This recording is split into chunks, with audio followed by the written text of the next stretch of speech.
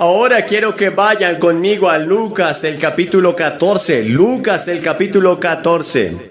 Comenzaremos en el versículo 25. Y allí fueron grandes multitudes con él.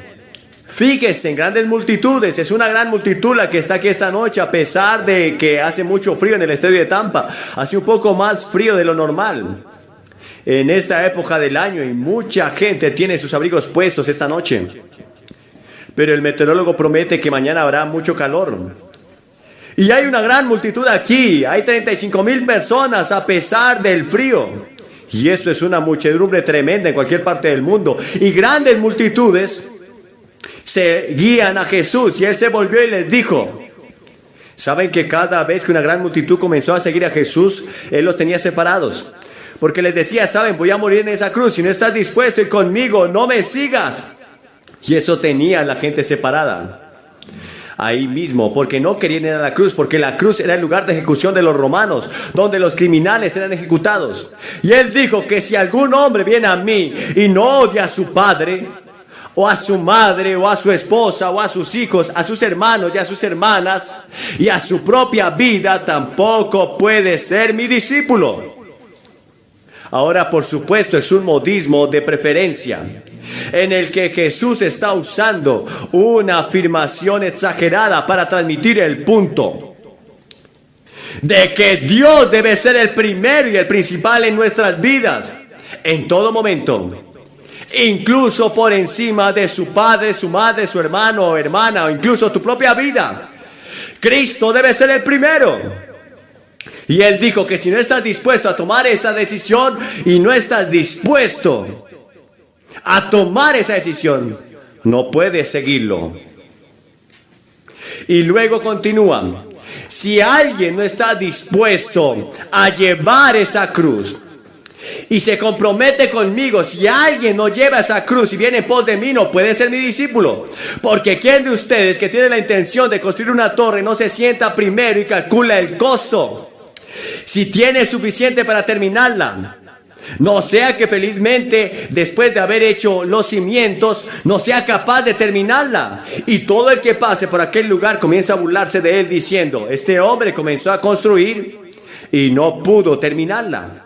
En otras palabras, Jesús está diciendo, si me vas a seguir, siéntate primero y calcula el costo. Porque la gente que siguió a Jesús era joven. Él era un joven. Jesús murió a los 33 años y en esta ocasión va camino a Jerusalén. Va camino a Jerusalén por última vez. Y si tomas a Lucas desde el capítulo 13 y continúas por el Evangelio hasta que termina, te darás cuenta de este viaje que lo lleva a través de varias partes de lo que llamamos Tierra Santa en su camino a Jerusalén, a la cruz para morir por nuestros pecados. Y cuando tratamos con los jóvenes hoy en día, hay tres tipos de tensiones que encuentro entre los jóvenes. Primero, existe la tensión entre los jóvenes y sus mayores. Ellos piensan que se interponen en su camino hacia una vida mejor.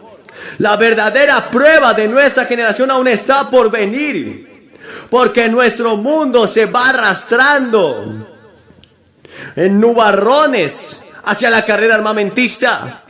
Se arrastran al hambre en el mundo y los gritos de los hambrientos en muchas partes del mundo que no tienen para comer.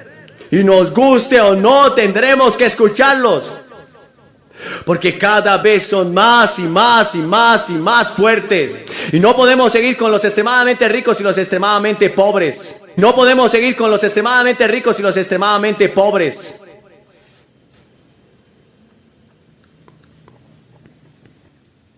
Y nuestra generación aún no se ha enfrentado. La nueva generación aún no se ha enfrentado y tendrá que llevar la carga. Van a tener que llevar la carga de los errores de mi generación y la generación que acaba de terminar. Porque ves que hemos acumulado una deuda gigantesca para que pagues. El interés de esa deuda en este momento es de 60,000 millones de dólares al año. Y alguien tiene que pagarlo, y ustedes son los elegidos para pagarlo. No hemos estado a la altura. de nuestras posibilidades. Y las deudas cada vez son más y más grandes. 400.000 millones de dólares se gastan en armas en el mundo. Alguien puede apretar el gatillo y puede destruir a la generación entera.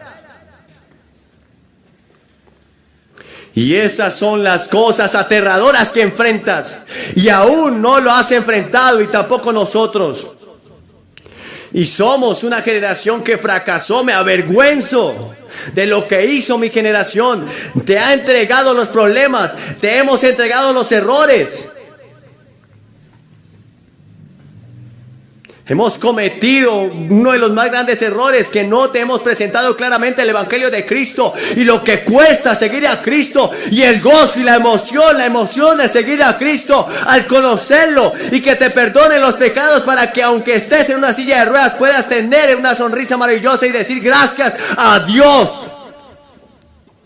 ¿Qué mensaje tenemos para darte? Y luego la segunda tensión que encuentro es creado por los mismos jóvenes, a quienes no les gusta ninguna parte del mundo que heredan y buscan la manera de abolir la sociedad. Como dijo uno de ellos, que se sienten como si estuvieran encerrados en la parte trasera de un vehículo que ha sido mal construido, sin especificaciones, es inseguro y va a cualquier velocidad. Y lo conduce un hombre borracho de mediana edad que no sabe conducir. Y ni siquiera quieren ir a donde va el coche, solo quieren salir del coche lo más rápido que puedan antes del naufragio. Y si tienen éxito, acamparán donde encuentren más jóvenes con sus intenciones. Y luego la tercera tensión que encuentro es la tensión que proviene de esos jóvenes que usan una palabra que usaron un par de años atrás. Creo que los jóvenes ya no la están usando tanto porque está un poco desactualizada. Pero es una expresión bastante buena que encuentro entre los jóvenes incluso hoy en día. Aunque usan terminología diferente, quieren decir lo mismo. Es relájate. Están perturbados por morder el descontento, están probando los vientos, han cambiado antes de comprometer su mente y su cuerpo y su alma, y representan a muchos de los jóvenes modernos. A nuestro chico lo atraparon haciendo trampa en la escuela y sus compañeros le dijeron: relájate, relájate, toma una chica, embarázala. Relájate, presionados por sus padres para sacar mejores notas. Ellos dicen: relájate, no te preocupes por eso. Un problema se pone difícil y ellos dicen: relájate, suéltate, aléjate, no trates de pensar en cómo salir de un campo desordenado. Abandona los estándares absolutos, solo suéltate. Pero ¿sabes que la generación anterior a ti, mi generación, en la generación pasada también eran idealistas? Veces estuvieron tentados a abandonar y andar sueltos 1000 veces, pero en cambio se aferraron a sus trabajos y pagaron sus facturas y sus impuestos y lucharon en guerras que tuvieron que pelearse para evitar que Hitler tomara el mundo. Tal vez hemos sido ingenuos, pero esperamos que la generación joven podría tomar la carga de la sociedad. Y nos resulta difícil entender la falta de compromiso hoy. Y es realmente la suerte que encuentro entre muchos jóvenes que realmente no se han comprometido con ninguna filosofía, ninguna ideología, nuestra fe religiosa.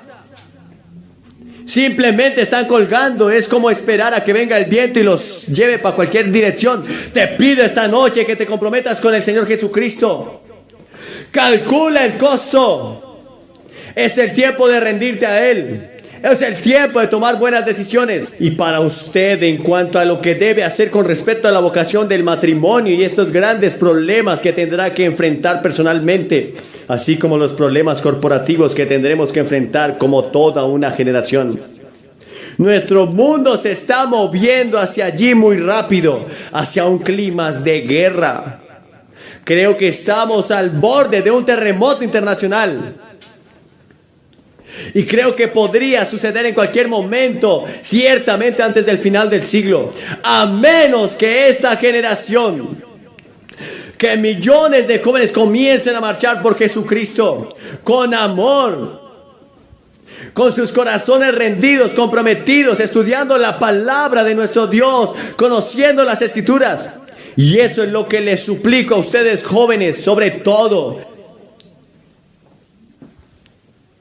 Que conozcan este libro. Si van a ser doctores o abogados o empresarios o lo que sea tu vocación, obtener un conocimiento de este libro primero. Me alegro de haber ido a la escuela bíblica antes de ir a la escuela, a la Universidad de Artes Liberales, porque estaba cimentado en las Escrituras antes de ir.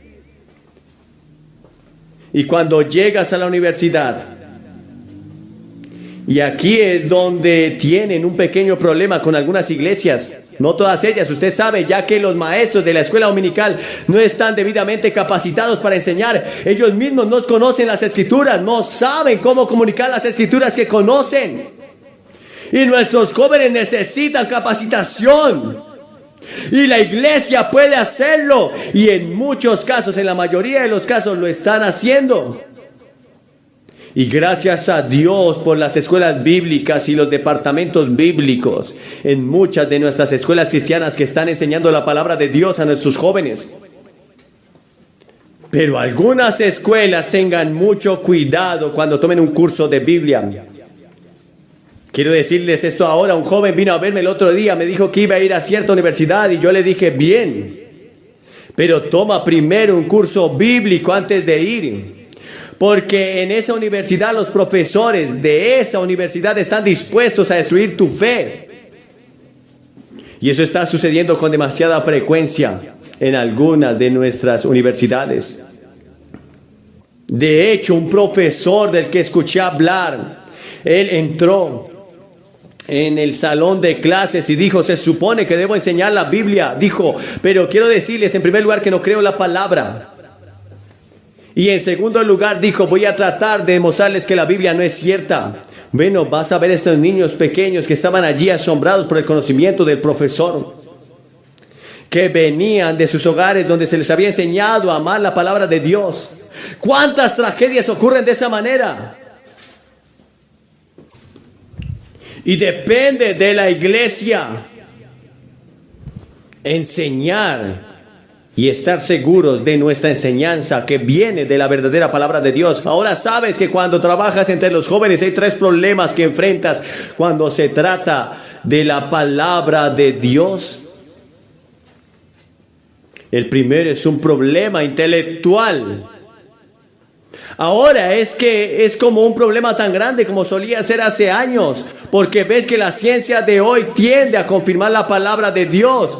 Cuando iba a la escuela, la ciencia parecía ser tan nueva, pero la palabra de Dios es en la gran mayoría confirmada por los científicos. Hace 35 años la gran mayoría no creían en Dios, pero ahora los científicos creen en Dios. Ese problema intelectual no es tan grande, pero el problema intelectual que enfrenté es el que muchos de ustedes deben enfrentar. Tuve que decidir quién era Jesucristo. ¿Era Él el Hijo del Dios vivo, la verdad y la vida, la encarnación de toda la verdad, todas las verdades científicas, las verdades psicológicas, la verdad moral, la verdad espiritual? Él era la encarnación de toda la verdad. ¿O era un mentiroso? ¿O merecía ser internado en una institución mental y estudiado por algunos psiquiatras? ¿Qué fue eso? Es la decisión que tienes que tomar esta noche. Tienes que tomar una decisión acerca de Jesucristo.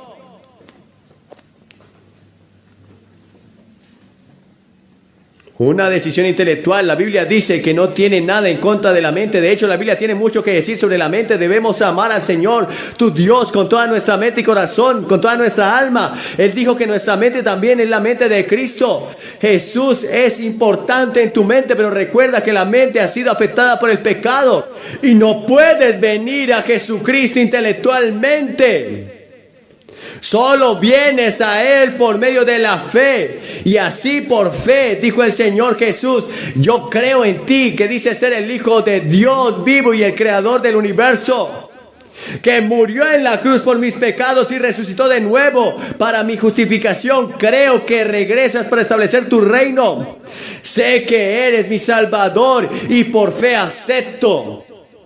Y cuando lo hago, Él cambia mi vida y entra en mi corazón y me hace una nueva persona. ¿Y harás eso esta noche? El segundo problema que enfrentan los jóvenes a venir a Cristo es un problema moral. Al cumplir con los altos estándares de Cristo, porque ves que Cristo exigió el primer lugar en nuestras vidas. Y tienes que venir a Cristo dándote cuenta de que lo harás. Tienes que pagar un precio. Puedes que no te arrastres más en tus sucios pecados. Tendrás que dejar de mentir. Tendrás que dejar de acostarte con esa chica. Tendrás que dejar de hacer trampa. Tendrás que asumir alguna responsabilidad y trabajar. Tendrás que estudiar la palabra de Dios para mostrarte aprobado ante Dios como un obrero que no tiene nada de qué avergonzarse. Todas estas cosas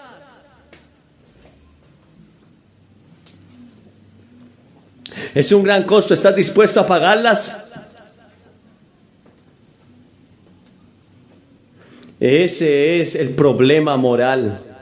Sus estándares son muy altos y no han cambiado. Acomodarse a nuestra generación no es lo que quiere el Señor. Él debe cambiar tu vida. Esos estándares permisivos que sigues no deben ser. Él es el mismo ayer y por los siglos. Él nunca ha cambiado. Ahora son estándares altos y no creo que puedas mantenerlos sin Cristo.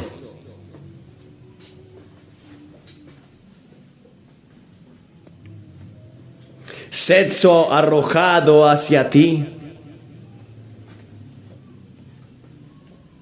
Desde todos los ángulos del instinto sexual, muy fuerte. Dios te lo dio, es un regalo de Dios, no tiene nada de malo.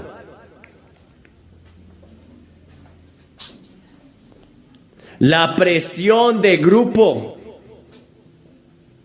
Las cosas que vemos en las películas y en la literatura, todas estimulan tus deseos sexuales. Y no puedes vivir una vida limpia, excepto de una manera, y es que conozcas a Cristo y lo recibas en tu corazón. Pablo dijo: estoy crucificado con Cristo y ya no vivo yo, pero Cristo vive en mí. La Escritura dice que el pecado ya no tendrá dominio sobre ti. Hubo un tiempo en que el pecado dominaba en tu vida, pero cuando vienes a Cristo el pecado ya no gobierna. Cristo gobierna. Y Él puede ayudarte a cumplir los altos estándares que se establecen en la Biblia y lo que la ética exige. Ahora supongamos que aceptas a Cristo y te rebelas y caes. Pero aceptaste a Cristo. Inmediatamente, si realmente conoces a Cristo, te levantarás y te pondrás de rodillas y dirás: oh Señor, lo siento, perdóname, me alejo de ese pecado, no quiero volver a cometerlo nunca más. Y lo confiesas y lo reconoces, y Él es fiel y solo te perdona y dices: lo siento. Así que esta noche, si has pecado, vuélvete esta noche a Cristo y di: Señor, he pecado, lo siento, me rindo. Y luego, por supuesto, hay otro problema, y es el problema emocional. Porque ves que nosotros somos voluntad, mente y emociones. Él quiere ser Señor sobre todo, sobre tu carrera, tu matrimonio, tus amistades, tu moralidad, todo. Ríndete a Él. No debes dejarte llevar emocionalmente. Nadie dice que tienes que llorar cuando vienes a Cristo, tienes que reír cuando vienes a Cristo. Pero te diré algo: no puedes mirar a esa cruz por mucho tiempo sin darte cuenta de su profundo significado, sin conmoverte de que Dios enviara a su Hijo a morir por ti, el Señor Jesucristo, y derramar su sangre por ti, para que puedas tener perdón del pecado y la vida eterna. Ahora Dios te hace 3 reclamos o 3 llamadas. Primero, Él te llama a la persona de Jesucristo. Vengan ahora y razonemos juntos, dice el Señor, aunque tus pecados sean como la grana, serán tan blancos como la nieve. Pueden volverse en blancos como la nieve a causa de la cruz de Cristo. Entonces Él lo llama a Cristo esta noche. No es un llamado a la iglesia, no es un llamado a la familia, no es un llamado a la nación, es un llamado a una persona, la persona de Jesucristo. Hay muchas personas aquí esta noche que están en la iglesia, pero realmente no conocen a Cristo en persona. Y luego, en segundo lugar, Dios los llama a venir a la consagración. La palabra consagración significa apartarse. Ahora hacemos la dedicación, pero solo Dios puede hacer la consagración. Vosotros, hermanos, les ruego por las misericordias de Dios que presenten sus cuerpos en sacrificio vivo y agradable, santo ante Dios. Piensen en ustedes como si fueran una casa y son los dueños de la casa y tienen un anillo de llaves. Y cuando responden al llamado de Cristo, le das a Dios la llave de la puerta principal de tu casa y entregas tu vida a Cristo como Sadie Anley lo hizo. Y respondes al llamado de Dios a la consagración y sacas las otras llaves del anillo una a la vez y se las das a Dios.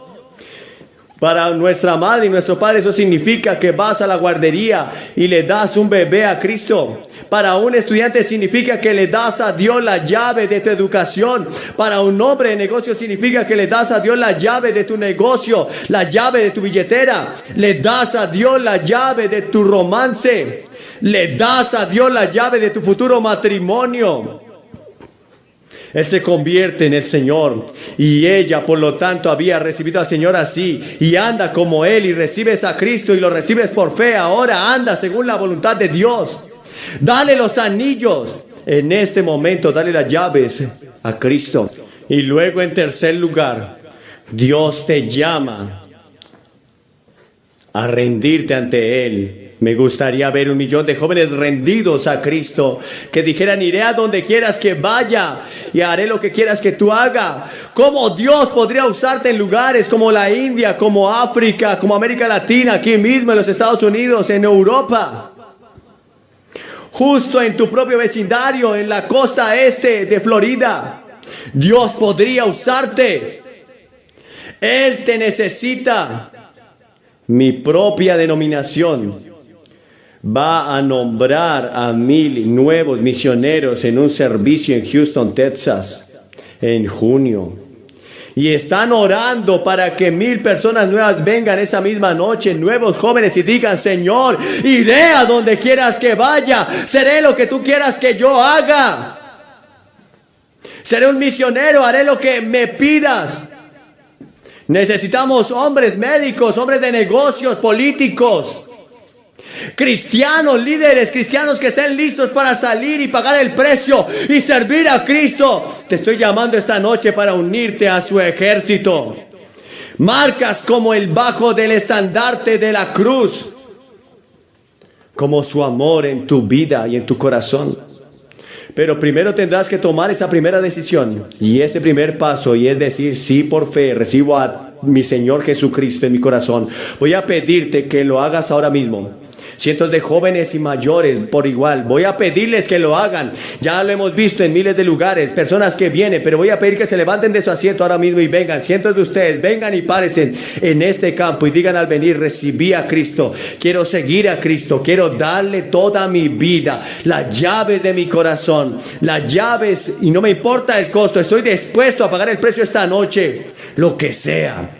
Así como si estás con amigos o parientes, ellos te van a esperar. Pero ven, si has venido en un autobús, te van a esperar. Pero bien, ven de donde quiera que estés. Ven a este lugar. Vas a decirle a Cristo: yo te voy a dar una palabra, te daré algo de literatura y puedes volver a reunirte con tus amigos.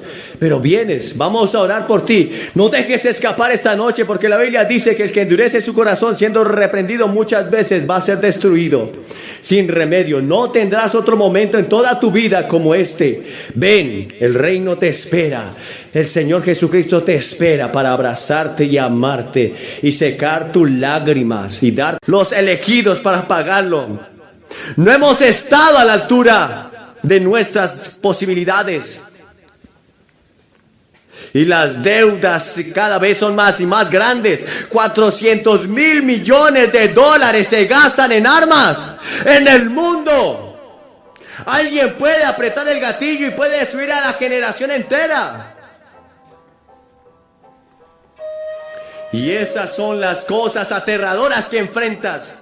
Y aún no lo has enfrentado, y tampoco nosotros. Y somos una generación que fracasó. Me avergüenzo de lo que hizo mi generación. Te ha entregado los problemas, te hemos entregado los errores.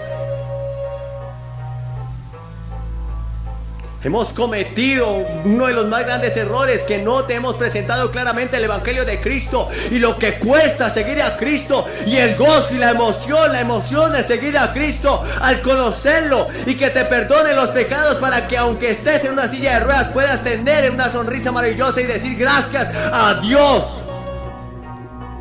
¿Qué mensaje tenemos para darte?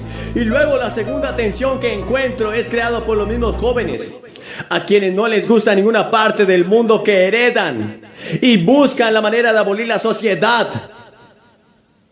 Como dijo uno de ellos, que se sienten como si estuvieran encerrados en la parte trasera de un vehículo que ha sido mal construido, sin especificaciones, es inseguro y va a cualquier velocidad.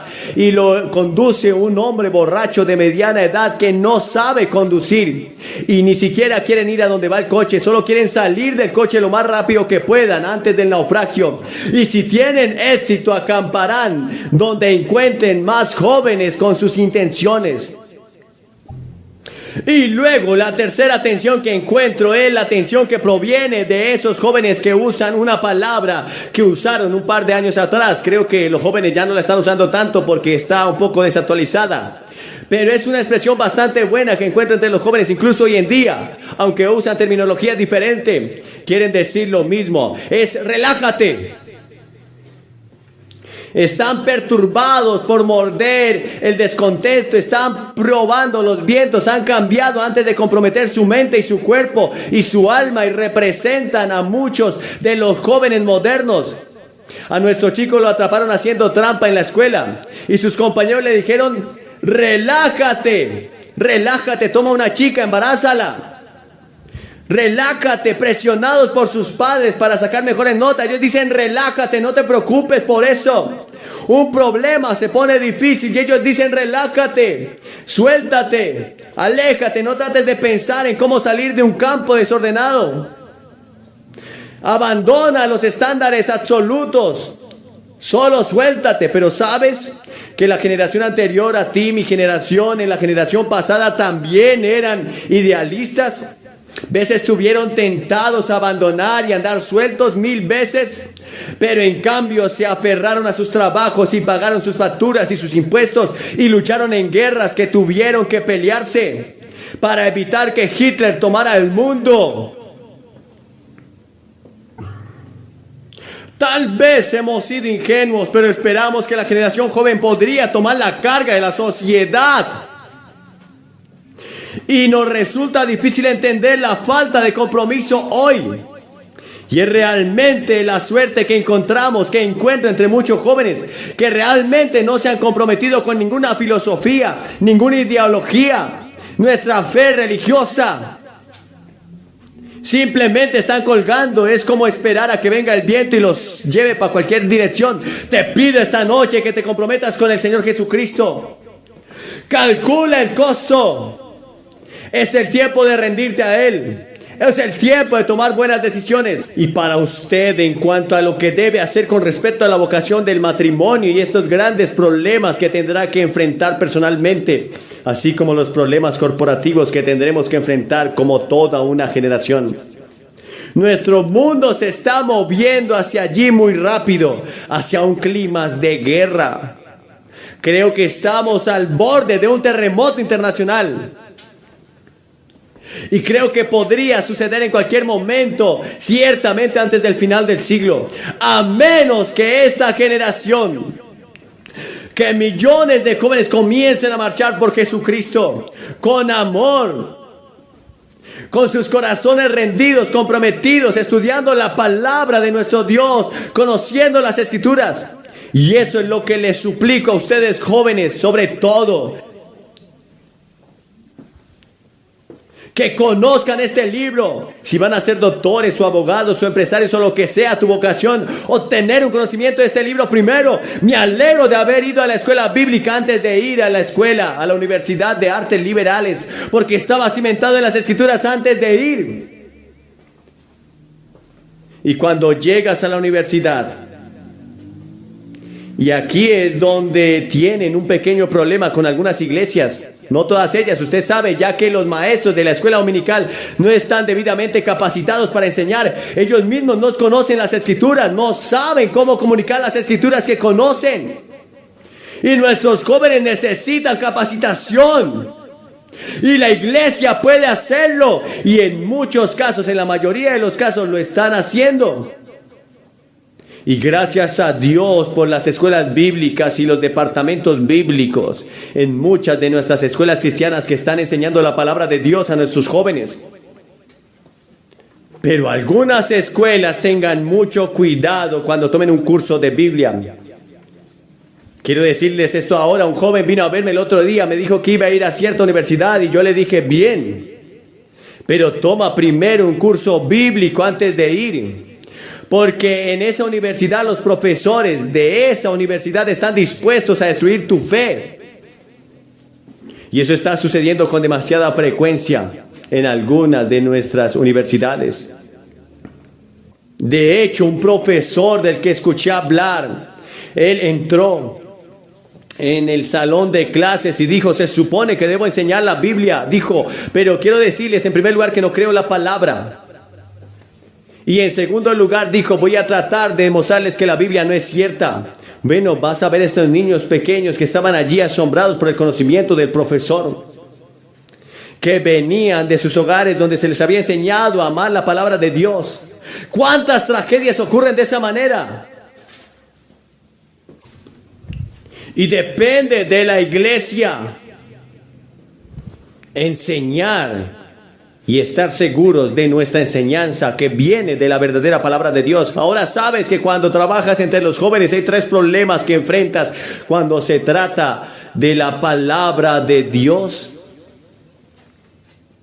El primero es un problema intelectual. Ahora es que es como un problema tan grande como solía ser hace años, porque ves que la ciencia de hoy tiende a confirmar la palabra de Dios. Cuando iba a la escuela, la ciencia parecía ser tan nueva, pero la palabra de Dios es en la gran mayoría confirmada por los científicos. Hace 35 años la gran mayoría no creían en Dios, pero ahora los científicos creen en Dios. Ese problema intelectual no es tan grande, pero el problema intelectual que enfrenté es el que muchos de ustedes deben enfrentar. Tuve que decidir quién era Jesucristo. ¿Era Él el Hijo del Dios vivo, la verdad y la vida, la encarnación de toda la verdad, todas las verdades científicas, las verdades psicológicas, la verdad moral, la verdad espiritual? ¿Él era la encarnación de toda la verdad? ¿O era un mentiroso? ¿O merecía ser internado en una institución mental y estudiado por algunos psiquiatras? ¿Qué fue eso? Es la decisión que tienes que tomar esta noche. Tienes que tomar una decisión acerca de Jesucristo.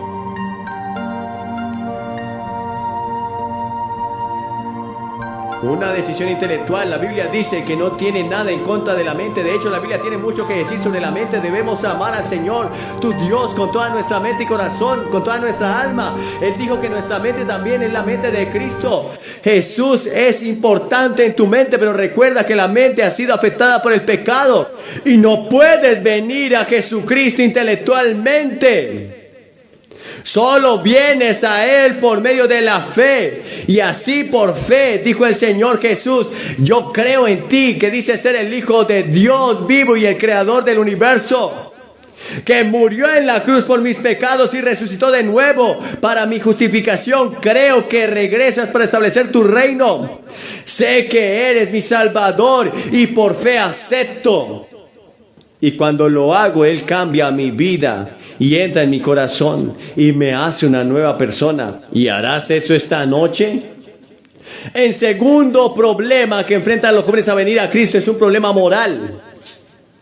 al cumplir con los altos estándares de Cristo, porque ves que Cristo exigió el primer lugar en nuestras vidas.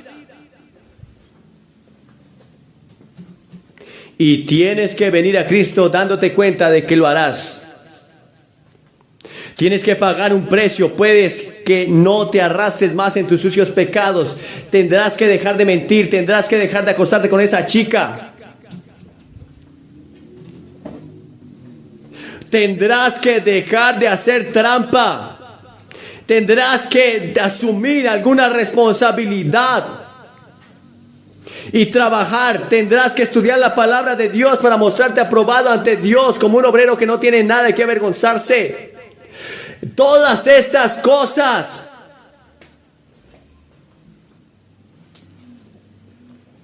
es un gran costo. ¿Estás dispuesto a pagarlas?